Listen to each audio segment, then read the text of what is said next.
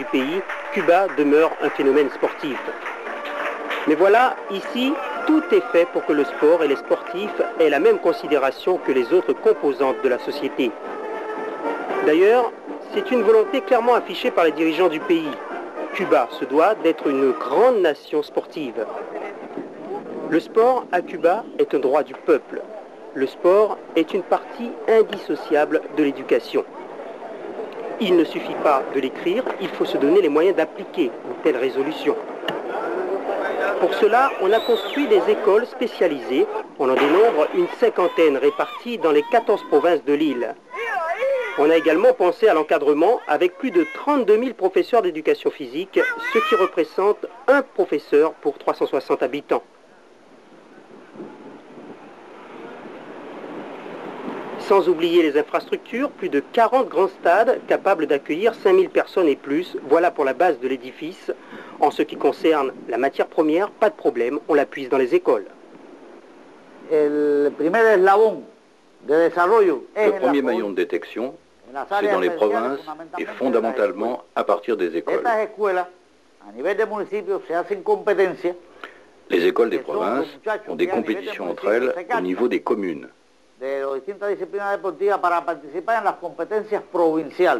Les meilleurs élèves participent par la suite à des compétitions interprovinces.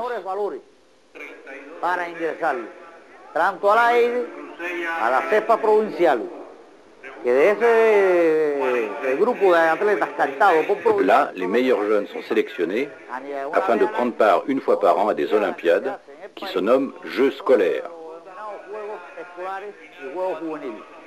De ahí se seleccionan los mejores atletas de los equipos juveniles y vienen para estos centros. De là, on ressort les athlètes les plus performants de ces Jeux qui entrent dans le centre d'entraînement de haut niveau. Par la suite, ils disputent les championnats nationaux de première catégorie et ce sont les 3 premiers qui sont retenus par les sélectionneurs pour constituer l'équipe nationale. Ce qui veut dire que pour être un champion, on est obligé de passer par cette voie. Voilà donc le système de détection cubain, un système complété par des écoles supérieures appelées centres d'entraînement de haut rendement. Il y en a 2 dans l'île, toutes 2 basées à la Havane. Celle que nous avons visitée se situe juste à côté du stade olympique construit à la Villa Panamérica lors des Jeux panaméricains de 1991. Elle accueille 326 jeunes qui n'ont qu'une ambition, devenir les meilleurs.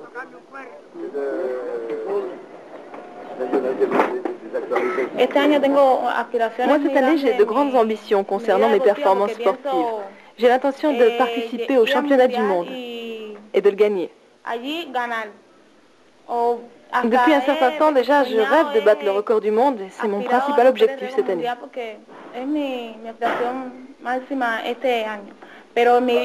Et puis pour ma carrière, je sais devenir aussi célèbre que Sotomayor ou Iván Pedroso. Être célèbre et avoir tout comme eux. Pour y parvenir, on travaille tous les jours en alternant l'entraînement et les études. Étudier est un devoir fondamental pour le champion. Fidel Castro en rappelle l'importance en déclarant qu'il préférerait se passer d'un champion plutôt que de renoncer à cette idée. Plus d'une trentaine de disciplines sont regroupées dans cette école. Cela va du baseball, sport le plus populaire de l'île, à la lutte gréco-romaine. Le tout encadré par des professeurs de haut niveau qui sont issus comme leurs élèves des provinces où ils ont débuté leurs études. Des études qui passent obligatoirement par des stages à l'étranger. Nous avons eu le soutien des pays européens. Mais notre système, nous l'avons perfectionné et je crois que notre système d'entraînement est très supérieur, au moins aussi compétitif que n'importe quel pays. Le savoir ici, on ne l'attend pas sur un plateau. On va à sa recherche et on le perfectionne afin de le mettre au service des futurs champions. Des apprentis champions qui sont totalement pris en charge par l'État. Leur seul souci est le résultat, mais s'il n'y a pas de résultat... Si les résultats ne sont pas conformes aux paramètres fixés par l'entraîneur, l'athlète repart dans sa province, puis est remplacé par un autre. Voilà qui est sans équivoque. Une visite guidée des bâtiments nous a permis de découvrir des installations complètes, mais qui souffrent de l'absence de technologie de pointe en rapport avec les résultats. D'ailleurs, nous n'avons pu pénétrer dans la salle de boxe. Est-ce à cause de l'entraînement des boxeurs étrangers, comme on nous l'a laissé entendre, ou alors la volonté de nous cacher la vétusté des locaux? Peu importe, on sait qu'à Cuba, les moyens sont limités, mais on ne manque pas d'imagination pour compenser l'absence de matériel. Le manque de ressources matérielles est compensé par la créativité des entraîneurs, des athlètes et du personnel parasportif qui les soutient. Pour prendre un exemple, quand nous avons eu besoin de haies pour travailler notre résistance, nous nous sommes adressés à une équipe multidisciplinaire qui comprend des dessinateurs et des restaurateurs.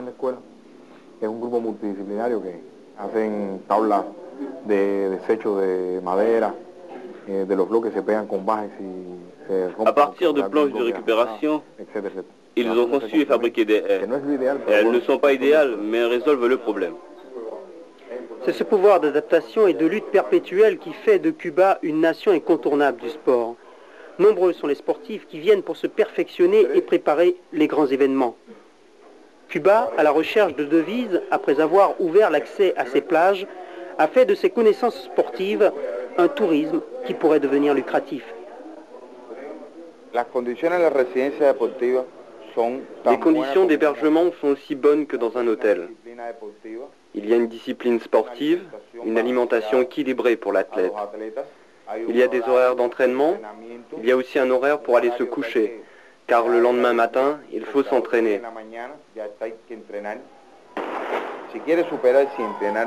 Si l'athlète veut se déplacer et s'entraîner convenablement, il y a des entraînements avec les professeurs, les techniciens, et en outre, il peut se préparer avec les équipes de jeunes, la présélection junior et des athlètes confirmés. Les prix oscillent entre 25 et 30 $ par jour et par athlète. Cela comprend le logement, les 3 repas, les transferts et toute la partie sportive et technique. Ainsi va Cuba, prête à recevoir, mais aussi à donner. Le tout est d'offrir l'image d'une nation saine grâce à ses sportifs. Les champions, comme les apprentis, sont au service de l'État. Leurs gains sont propriété de leur fédération. Mais ne vous inquiétez pas, ils n'en souffrent pas. Ils se prêtent totalement au jeu de la propagande sportive et leur statut de star ne se discute pas.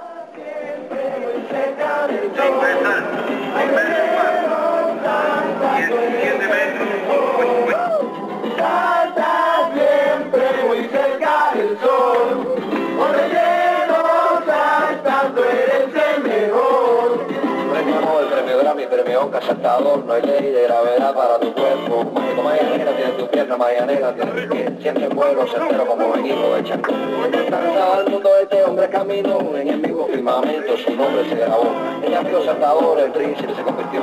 Príncipe de la Sakura, todo el mundo lo nombró. Même si certaines valeurs sûres comme Ana Fidelia Quiroz, championne du monde du 800 mètres, et Ivan Pedroso, champion du monde du saut en longueur, ne sont pas au mieux à quelques mois d'Atlanta, ne vous inquiétez pas.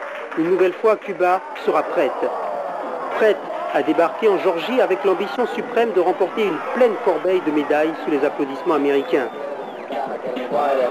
Dans l'histoire cubaine, le sport semble inséparable de la politique. Et bien sûr, toute la nation attend impatiemment ces Jeux Olympiques. Comme un seul homme, elle va encourager ses représentants sur le chemin de la renommée, avec l'espoir de renforcer un peu plus la fierté d'un peuple en quête de reconnaissance mondiale. En Guyane, les moyens et la politique sportive ne sont pas les mêmes qu'à Cuba, mais peut-être qu'aux Jeux Olympiques d'Atlanta, on retrouvera sur la même ligne de départ du 400 mètres haies pour Carol Nelson ou du 100 mètres haies pour Nadège Joseph, une Cubaine à leur côté. Ces deux athlètes préparés ici par Louis Lafontaine sont devenus des valeurs sûres de l'athlétisme français. Je vous propose un portrait d'un trio qui gagne. Si tu as le bras comme ça, le coup dira derrière. Si tu as le bras comme ça, le coup dira avec une force comme ça. Okay? Si tu as une force comme ça, tu iras par là. Oui, mais ça veut déjà essayer de faire ça. Mais non, il faut courir dans l'axe. Pour courir dans l'axe, le bras est comme ça. Okay? Si tu mets le bras comme ça, tu auras une force qui va te faire aller comme ça. Donc tu auras un équilibre ici. Et tu peux voir.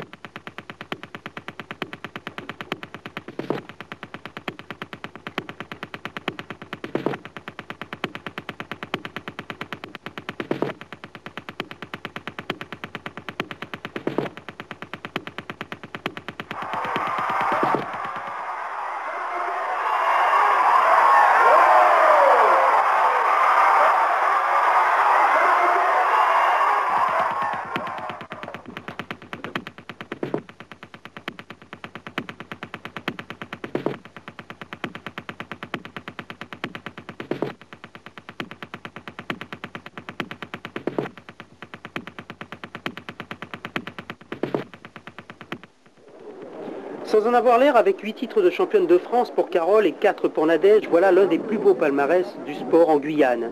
Depuis bientôt 10 ans, Carole Nelson, Nadège Joseph et Louis Lafontaine sont les porte-drapeaux de l'athlétisme guyanais. Une discipline de plus en plus riche, avec également Gaëtan Desmangles, sprinter international. Parmi les meilleures athlètes françaises, nos deux gazelles n'ont pas pour autant voulu quitter la Guyane. Et pourtant, ce ne sont pas les offres qui ont manqué, mais le trio est resté soudé autour de son entraîneur. C'est sûr qu'au début, c'était un peu difficile. Mais maintenant, ça va de mieux en mieux parce que c'est un peu ma deuxième famille. Carole et Loulou, on est toujours ensemble, donc on s'habitue, on apprend à se connaître et maintenant, ça passe mieux. On essaie de former une petite ambiance, évidemment, tout en travaillant. On est liés, en fait, hein, et donc, très important de savoir ce qui se passe. Et donc, là, il n'y a aucun problème à ce niveau-là. Et donc, pour le travail, c'est très important. Et quand, dans un groupe, hein, il est bon de connaître les faiblesses et les qualités de chacun. Et donc je pense qu'on les connaît très bien et à ce moment-là, il est très important dans nos déplacements de savoir à quel moment on peut travailler très fort ou à quel moment il faut baisser. Donc il est très important que le groupe soit soudé pour qu'on puisse se connaître mutuellement. Cette petite famille fonctionne grâce à la confiance mutuelle, grâce à l'ambition qui habite ses membres. Mais pour présenter un tel palmarès, il a fallu du travail, beaucoup de travail, que ce soit pour les filles ou encore pour Louis Lafontaine. Il a fallu à ce professeur de mathématiques assouvir sa soif de connaissances, parfaire sa formation d'entraîneur en obtenant le 3e degré du diplôme national. Pour compléter le tout, il a fallu également trouver les moyens de demeurer en Guyane et continuer à progresser en assurant des résultats. Heureusement qu'il y a cette convention avec le conseil régional qui donne 60 000 francs par an et par athlète pour que vive et se perfectionne le trio. Vous êtes la banquière en fait du groupe. Non, c'est-à-dire que bon, comme j'ai plus ou moins reçu une formation de comptabilité, donc on me confie un petit peu cette gérance. Et comme on a plus ou moins des contacts également avec d'autres pays, donc on essaie de choisir le meilleur. De toutes les façons, je pense que c'est à nous, le groupe, de décider. Tout se gère par nous-mêmes et je pense qu'on le fait de notre mieux. Donc c'est une expérience enrichissante. Et donc je pense que les élus maintenant qui ont fait confiance donc, à ce groupe de jeunes, à ces deux jeunes, donc Carole Nelson et Nadège Joseph, et donc pourra effectivement renouveler cette opération avec les autres jeunes qui viennent, parce qu'en fait c'est une expérience qui profite non seulement à l'athlétisme français, mais aussi à la Guyane, parce que la Guyane est connue par ses résultats sportifs. Et donc la préparation est très importante quand on sait que pour être au haut niveau, il faut aller confronter à l'extérieur donc les athlètes de haut niveau. Donc il est très important pour les athlètes de se dépasser et que l'entraîneur qui gère la carrière de ces athlètes ne se soucie pas comment il fera pour aller se dépasser, pour faire un stage dont il a connaissance dans la Caraïbe ou alors un meeting.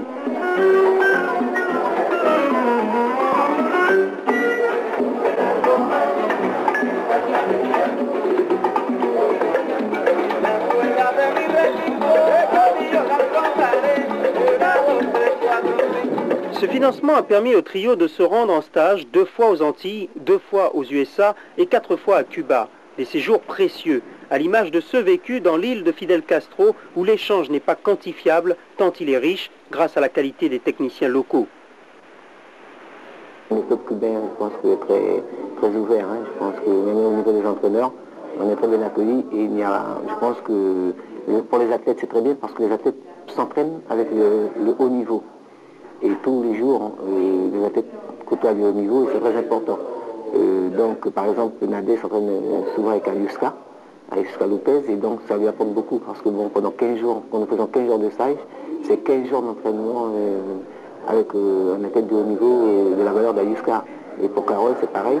Et donc, c'est très important. Et puis, comme Cuba aussi a la même géographie, enfin, le même climat que la Guyane, donc ça nous évite de faire des déplacements en Europe, et donc c'est très important pour nous. À force de côtoyer les meilleurs et d'engloutir de l'expérience, nos deux athlètes progressent. Pour Carole Nelson, seule spécialiste du 400 mètres haies en Guyane, c'est un véritable exploit, car l'absence de concurrence locale ne l'encourage pas à se dépasser. Son seul adversaire n'est que le chronomètre. Un chronomètre qui, depuis 2 ans, a cessé de descendre. Il est bloqué à 56 secondes 61. Je n'ai pas d'inquiétude d'avoir au niveau de Carole, puisque c'est nous qui savons ce que nous faisons. Et donc, l'analyse que nous tirons le bilan que nous faisons après chaque saison, on ne peut pas dire qu'il est négatif, sauf pour cette année où Carole, effectivement, n'a pas amélioré sa performance. Donc, mais il est très difficile pour un athlète de 400 mètres d'améliorer. Effectivement, lorsqu'elle a fait 5e au championnat du monde junior, j'aurais pu effectivement travailler la résistance et on aurait eu le résultat qu'il faut. Mais combien de temps ça aurait tenu? Donc le choix, je vais porter différemment et je vais porter sur d'autres choix. Parce qu'en fait, l'avenir d'un athlète, ce n'est pas sur 3-4 ans, mais ce sont 8-9 ans. Ce sont 2 Olympiades. Et donc le problème, c'est que bon, il y avait un certain travail à faire. Hein. Donc Carole, au départ, n'était pas un athlète, même Nadège, n'était pas un athlète doué qu'on a au départ. C'est un athlète pour qui il faut acquérir un certain travail. Et donc une certaine méthodologie. Et donc je pense que là maintenant, avec plusieurs méthodes, on pourra dès cette année, effectivement, avoir une méthode à nous et pouvoir axer maintenant sur un travail beaucoup plus en résistance et beaucoup plus de fond, quoi. Voilà qui tombe bien mal en cette année olympique. L'intéressée, qui est dotée d'une force de caractère peu commune, demeure sereine devant cette évolution, bien différente de tout ce qu'elle a connu depuis bientôt une décennie. Les résultats, au bout d'un moment, c'est sûr que ça stagne. On ne peut pas dire que, quel que soit l'athlète, hein, je prendrai l'exemple des plus grands en France, l'athlète Sangouma, Marie-Rose ou bien d'autres encore. On constate qu'il y a un moment dans leur évolution, ça monte, après ça stagne. Mais il y a un moment aussi où ils vont pouvoir redémarrer. Ça, moi, je pense que c'est l'évolution qui est comme ça. Et bon, à mon niveau, pour revenir à moi, l'année dernière, ce qui s'est passé, c'est que je me suis blessée 15 jours avant les France. Et reprendre d'un seul coup comme ça, bon, c'était vraiment pas évident. Bon, j'ai essayé quand même de me maintenir et d'y participer parce qu'il fallait absolument y participer. Je n'ai pu me classer que 5e. Bon, cette année, pour reprendre, bon, c'est pas trop évident, mais je fais tout ce qu'il faut, je me donne les moyens. C'est sûr qu'également que la motivation n'est pas tout le temps là. Hein, parce que les années qu'on a eues auparavant, les belles années junior, cadet, il faut dire que ce sont de très belles années puisqu'on est jeune. Arriver à un niveau plus important, au niveau senior, l'entraînement devient plus spécifique et plus exigeant aussi. Donc c'est pas trop évident, il devient très dur. Mais malgré tout, bon, ben, je fais avec. L'avenir n'est pas bouché pour Carole. À 25 ans, tous les espoirs lui sont encore permis. Maintenant qu'elle sait où se situent ses faiblesses. La résistance, c'est son principal problème. Mais il y a des autres composantes, des petites incidences techniques, des problèmes de rapidité qui sont moindres. Ceci formant un tout qui permettra de dire plus tard jusqu'à quel niveau elle peut hisser.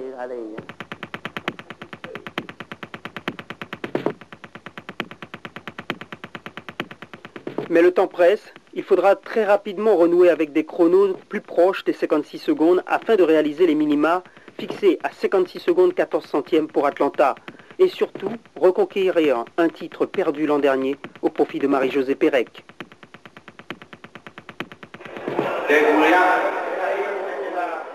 Quant à Nadège Joseph, la petite dernière, c'est le talent à l'état brut. Depuis la saison passée, elle est rentrée dans le cercle des spécialistes du 100 mètres haies, ayant parcouru la distance en moins de 13 secondes. 12 secondes 98 centièmes exactement. Un temps confirmant ses possibilités à l'échelon international, mais tout n'est pas encore joué pour Nadège, car la concurrence en France est redoutable. Au niveau français, il y a un noyau de 4-5 athlètes qui est équivalent en fait. Et donc, son problème, sa motivation est là en fait. C'est de gagner sa place pour pouvoir être dans les 3 premières. Alors que Carole, elle est la meilleure française. Et au niveau senior, à part Pérec, hein, donc la meilleure française. Donc il y a eu une petite baisse de motivation au niveau de Carole. Et ce qui est un peu aussi, qui n'a pas rangé les choses en fait. Puisque moi, elle s'est contentée d'un siège de championne de France depuis 4-5 ans. Et donc maintenant qu'il y a eu la concurrence, donc Carole s'est mise au travail. Donc l'approche est différente pour Nadège parce que la motivation de Nadège fait les minima, mais même si elle les fait, elle ne pourra pas y aller parce qu'il y a 3 qui ont un bon niveau. Et donc sa motivation est différente. Donc par contre, Carole fait les minima aux Jeux Olympiques. Donc l'approche est différente, donc la motivation est totalement différente.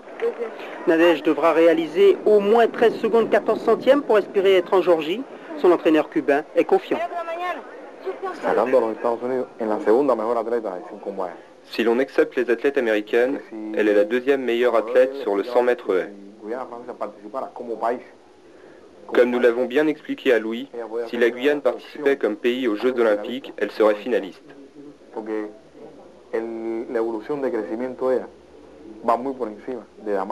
Sa progression est supérieure à Damaris, qui courait avec elle en junior. Elles sont les deux meilleurs espoirs de leur catégorie pour les prochaines Olympiades, grâce à leur jeune âge. Face à tous ces compliments, cette future éducatrice en athlétisme ne perd pas le nord. Sa maturité est impressionnante, malgré ses 22 ans. Il y a 4 ans de ça, mon entraîneur m'a bien préparé. Il m'a dit que c'est sûr qu'une année je vais stagner. Je suis prête. Je pense que si je stagne cette année ou l'année prochaine, ça va pas trop me déstabiliser parce que je m'attends plus ou moins. Pensez-vous que Nadège Joseph et Carole Nelson feront partie des athlètes français à Atlanta? Mais je l'espère, ça c'est l'objectif et je suis certain qu'on sera représenté au niveau d'Atlanta parce que c'était l'objectif et je pense qu'on ira et là les résultats que nous avons aujourd'hui au niveau de Carole Nelson, au niveau de Joseph, effectivement nous sommes venus à Barrientos pour faire le point avec les entraîneurs. Et donc il y a une évolution et donc aujourd'hui on peut dire que ces deux athlètes-là ont amélioré la performance au niveau de l'entraînement. Et donc il reste encore 3-4 mois. Je pense qu'avec ces 3-4 mois, on verra les résultats. Et je pense que les minima, d'abord il faut qu'elles les réalisent. Je pense qu'elles les réaliseront et elles seront à Atlanta. Comment ne pas faire confiance à Louis Lafontaine tant il connaît bien ces deux filles? Comment ne pas croire qu'elles feront partie de l'équipe de France comme lors des championnats d'Europe de Göteborg? Ce serait une énorme satisfaction, un encouragement inestimable et non l'aboutissement d'un travail de longue haleine. Et si d'aventure, elles n'étaient pas du voyage, il ne faudrait pas les enterrer. Leur jeune âge, leur expérience, leur palmarès et leur rôle de locomotive de l'athlétisme en Guyane ne peuvent que leur permettre de rebondir pour une prochaine Olympiade. D'ailleurs, Loulou est déjà prêt à porter le drapeau. Depuis une semaine, Carole Nelson et Nadège Joseph ont entamé les meetings nationaux. Le premier grand rendez-vous avant les Jeux est le championnat de France. Dans moins d'un mois, un rendez-vous clé sur la route des USA.